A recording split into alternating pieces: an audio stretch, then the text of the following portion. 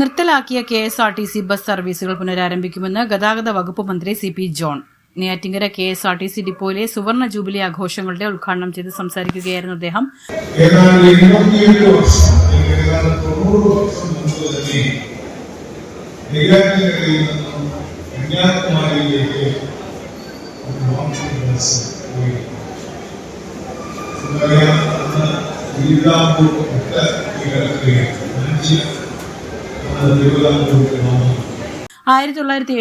പ്രവർത്തനം ഉദ്ഘാടനം ചെയ്യപ്പെട്ട നെയ്യാറ്റിൻകര ട്രാൻസ്പോർട്ട് ഡിപ്പോയ്ക്ക് 50 വയസ്സ് തികയുന്നു. വിപുലമായ സുവർണ ജൂബിലി ആഘോഷങ്ങൾക്കാണ് ഗതാഗത വകുപ്പ് മന്ത്രി CP ജോൺ തിരിതെളിയിച്ച് സംസാരിച്ചത്. കോവളം സോമതീരം റിസോർട്ടിന്റെ സഹകരണത്തോടെ ഡിപ്പോ നവീകരണവും സ്റ്റേഷൻ മാസ്റ്റർ ഓഫീസ് ശീതീകരണവും നടന്നു.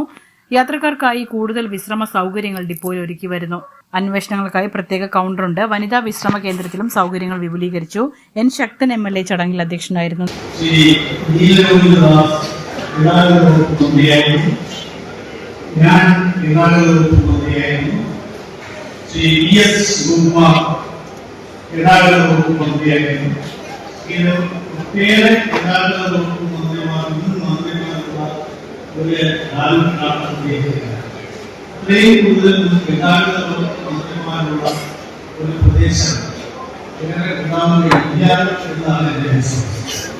നഗരസഭാ chairperson WR Hiba, CMD doctor Pramod Shankar, transport commissioner Nagaraju Chakkilam, additional secretary KS Vijayasree, VS Sajeev Kumar, ഗ്രാമം പ്രവീൺ, വിശ്വഭാരതി വേലപ്പൻ നായർ, MS ഫൈസൽ ഖാൻ, T ശ്രീകുമാർ തുടങ്ങിയവർ യോഗത്തിൽ പങ്കെടുത്തു.